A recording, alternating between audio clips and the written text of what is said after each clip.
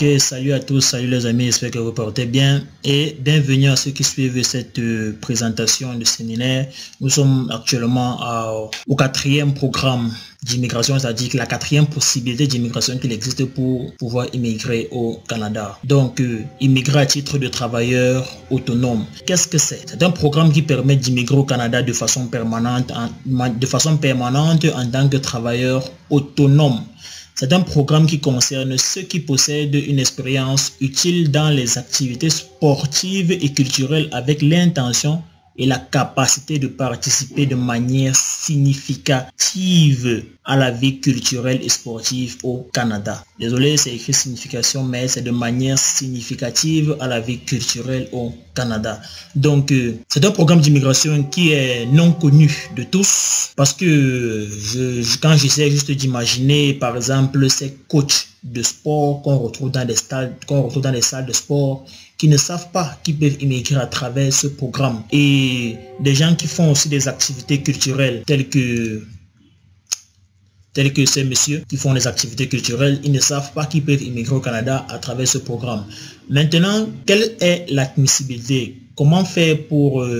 Qu'est-ce qu'il faut respecter pour pouvoir immigrer à travers ce programme d'immigration? En un, vous devez posséder une expérience utile. Donc, vous devez posséder une expérience utile. Donc, c'est-à-dire, vous devez, si c'est que vous faites dans le sport, si c'est que vous faites dans les activités sportives, vous devez déjà au préalable soit avoir participé aux compétitions internationales, soit c'est un métier que vous faites et qu'on vous paye, que vous faites depuis longtemps et qu'on vous paye là-dessus. Donc c'est ça en fait, avoir une expérience utile. En deux, vous devez avoir l'intention et la capacité de créer votre propre emploi au Canada. En trois, vous devez remplir les critères de sélection établis par le programme, bien évidemment. En 4, vous devez remplir les exigences concernant, en outre, l'examen médical et de sécurité. Bien sûr, au Canada, comme vous avez vu, c'est un pays calme, c'est un pays bien. Donc, on ne veut pas les gens qui sont gravement malades, qui vont infecter les gens, et on ne veut pas des délinquants. C'est pour ça qu'on parle de sécurité. Donc, ceci est un programme vraiment que je recommande à toutes ces personnes-là qui font dans les activités culturelles et sportives. Essayez ce programme, laissez un peu les études et laissez un peu entrer express. Regardez un peu plus ce programme à titre de travail autonome. En plus, vous ne partez pas travailler pour quelqu'un, vous partez travailler pour vous-même. On dit travail autonome. Donc, vous devez créer votre propre emploi au Canada. Peut-être même employer des gens au Canada, je ne sais pas trop, mais vous devez créer votre propre emploi. Donc, ça, c'est tout pour le 4e programme d'immigration qui existe. Nous allons passer au 5e programme d'immigration qui est à titre de démarreur d'entreprise. Donc, 5, immigrer à titre de démarreur d'entreprise. Le programme de démarreur d'entreprise vise les entrepreneurs qui ont les compétences et la capacité de mettre sur pied au Canada une entreprise qui, premièrement, doit être innovateur, deuxièmement, qui doit créer des emplois pour les Canadiens, et troisièmement, qui doit être compétitif sur le marché international. C'est une procédure qui dure de 12 à 16 mois. Donc ça, c'est déjà les premiers critères pour une personne qui est, pour un entrepreneur qui décide de s'établir au Canada et de créer sa propre entreprise et qui doit passer par ce style de programme d'immigration. L'admissibilité, qu'est-ce qu'il doit respecter pour pouvoir exécuter ce genre de programme? En un, il doit avoir une entreprise admissible. Donc l'entreprise doit être admissible. C'est quoi une entreprise admissible? C'est-à-dire, au moment où vous obtenez l'engagement d'une organisation désignée, chaque demandeur obtient 10% ou plus des droits de vote rattachés aux actions de la personne morale en circulation, c'est-à-dire l'entreprise en circulation à ce moment. Et jusqu'à 5 personnes peuvent présenter une demande à titre de propriétaire. Et l'organisation désignée et les demandeurs détiennent conjointement plus de 50% des droits de vote rattachés à l'ensemble des actions de l'entreprise. Ça, c'est une première partie pour respecter une entreprise admissible. La seconde partie, c'est quoi? C'est qu'au moment où vous obtenez votre résidence permanente, vous devez assurer la gestion de la gestion active et continue de cette entreprise depuis le Canada. Et une part essentielle des activités de l'entreprise doit être menée au Canada, bien évidemment. Et enfin, l'entreprise est constituée en société au Canada parce que ce qui est sûr déjà, c'est que si vous passez par ce programme d'immigration, vous ne seriez pas le seul propriétaire de l'entreprise. Vous serez l'un des propriétaires de l'entreprise, comme son nom l'indique. Donc, si déjà, au lieu de 5 propriétaires, vous êtes seul, N'oubliez pas qu'il y a l'organisme désigné qui vous sert de soutien ou d'appui. Oui. Et cette entreprise aussi aura des parts dans votre entreprise. Donc ça, c'est la première condition à respecter déjà. La deuxième condition, c'est obtenir une lettre d'appui d'une organisation désignée pour votre projet. C'est ce qu'on essayait de dire dans le premier point, c'est que en plus d'avoir une entreprise admissible, vous devez avoir une lettre d'appui d'une organisation ou d'une entreprise qui fait dans votre domaine. Donc, comment faire donc pour avoir cette lettre d'appui là? Premièrement, vous devez déjà communiquer avec l'organisation désignée pour savoir comment obtenir son soutien. Oui.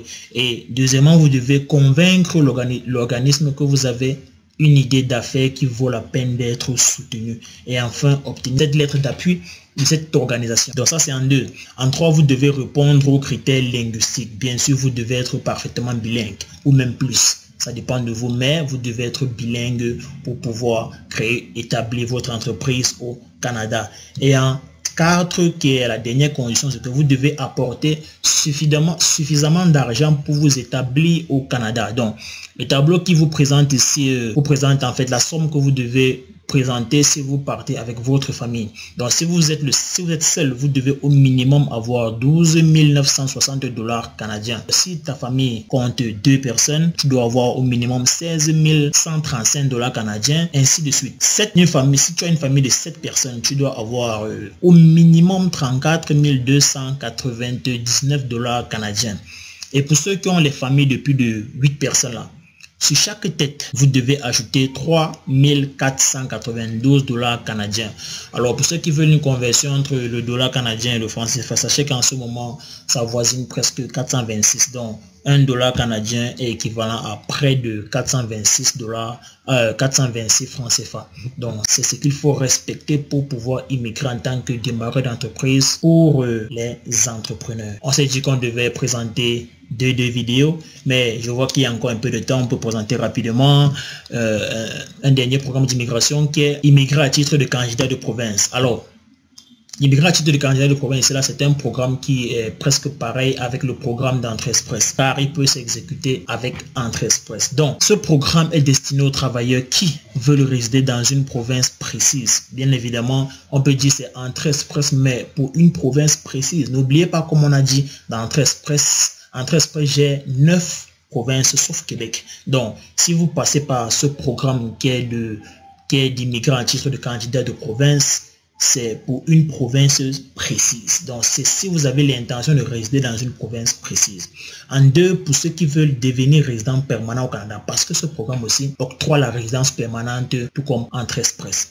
Et en 3, ce programme est destiné à ceux qui possèdent les compétences, la formation et l'expérience requises pour contribuer à l'essor économique d'une province ou d'un territoire en particulier, vu que le Canada possède 3 territoires aussi. L'admissibilité maintenant, c'est quoi? Participer via le processus. En fait, vous pouvez participer à ce programme, comme je vous l'ai dit, via le processus d'entrée express. En 1, vous devez déjà répondre aux critères d'admissibilité de la province ou du territoire. Bien sûr, parce que si vous partez dans une province précise ou un territoire précis, vous devez déjà respecter les critères d'admissibilité de cette province ou de ce territoire-là.